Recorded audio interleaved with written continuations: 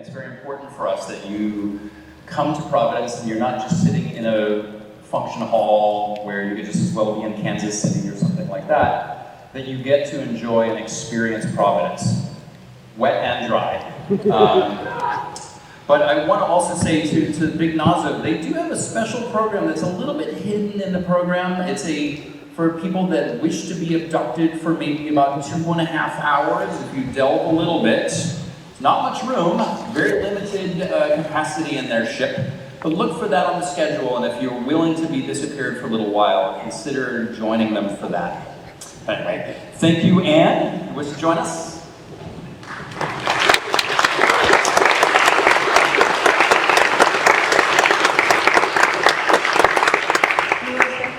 For that incredible introduction.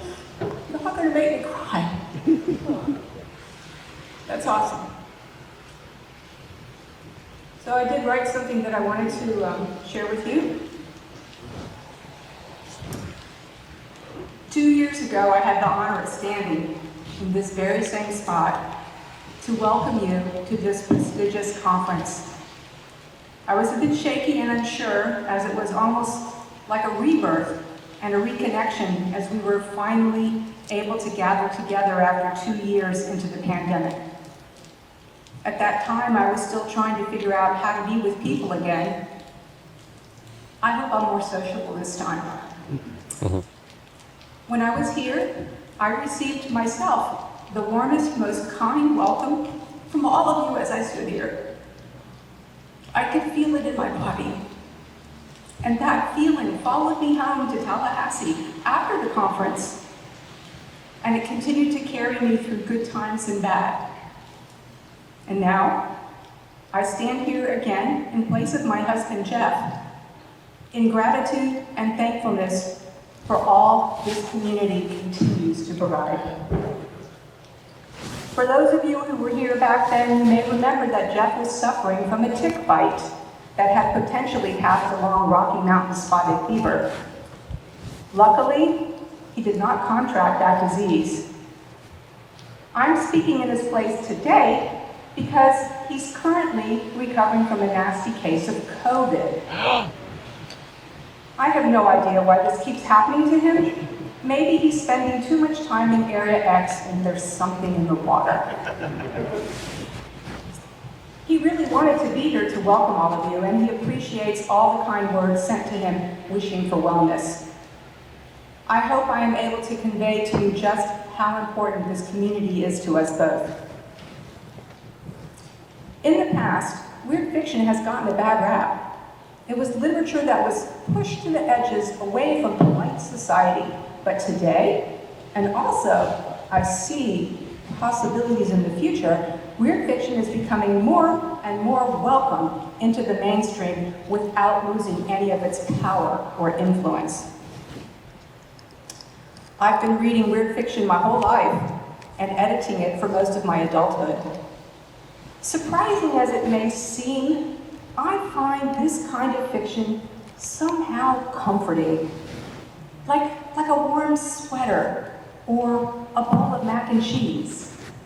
Yes, I know how strange that may sound to some of you, but it is my go-to when I'm feeling low or uninspired, but also when I'm feeling joyous and alive. Because weird fiction and the people who create it and consume it are welcoming and accepting, so I can relax in the knowledge that I can be truly who I am. Those of you who know me know that I am passionate about works in translation, especially weird fiction in translation. It allows me to live for time in various places around the world with other people and cultures and languages, and although there may be differences between us, it is the exploration of these ideas that bring us together. This desire to seek answers to the unknown, and perhaps the unknowable, to be an adventure that knows no boundaries, that is universal and deeply ingrained in the human experience. Now, if you all will allow me, putting on Jeff's hat, I would like to read an excerpt from Annihilation, which, believe it or not, is celebrating its 10-year anniversary right now.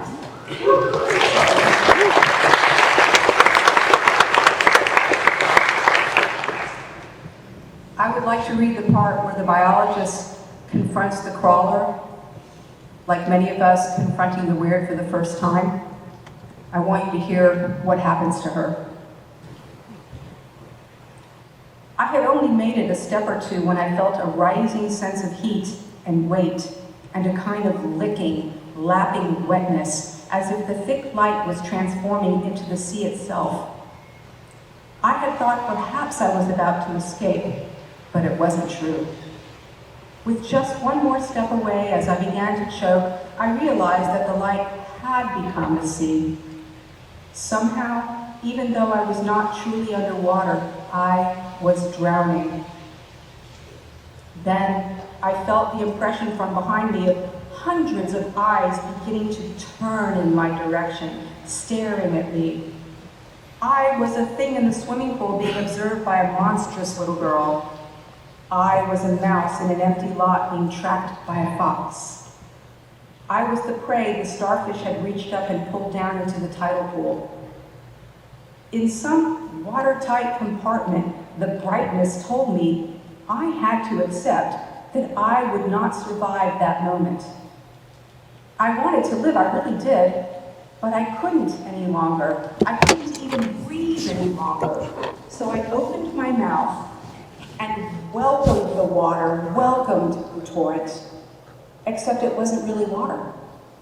And the eyes upon me were not even eyes, and I was pinned there now by the crawler, had let it in, I realized, so that its full regard was upon me, and I could not move, could not think, was helpless and alone. There shall be a fire that knows your name, and in the presence of the strangling fruit, its dark flame shall acquire every part of you.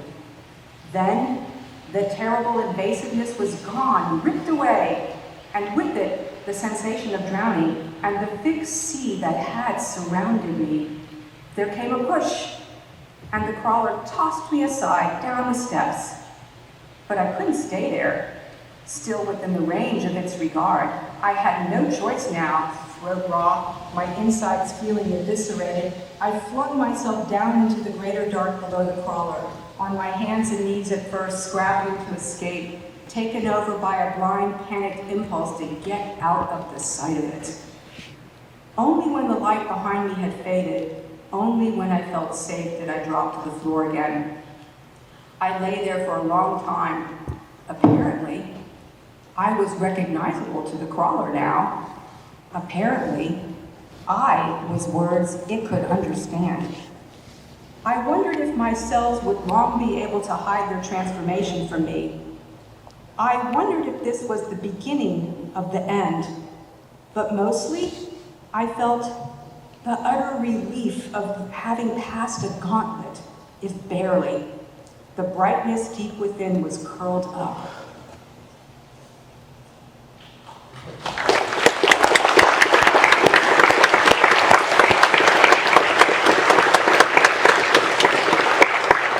To the mysteries of the universe. I am so heartened and grateful that we get to travel together, no matter where we started from, on this journey into the weird. Welcome to NecronomiCon.